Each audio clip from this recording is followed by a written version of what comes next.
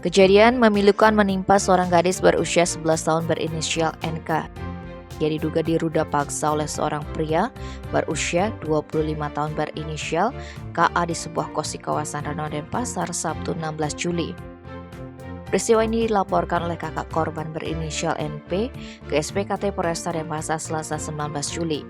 Informasi yang dihimpun menyebutkan korban awalnya berkenalan dengan KA lewat media sosial Facebook sekitar sebulan.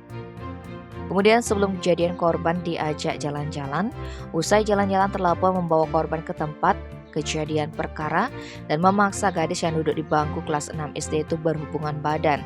Masalah ini terungkap karena pelapor melihat perilaku korban berubah dan seperti tertekan. Setelah NK menceritakan kejadian yang menimpanya, NP bergegas melapor polisi. Saat ini polisi masih mendalami keberadaan pelaku. Dikonfirmasi mengenai laporan tersebut, Kasih Humas Polresta Denpasar, Ibtu Ketut Sukadi mengaku belum menerima informasi. Tim Bali Express melaporkan.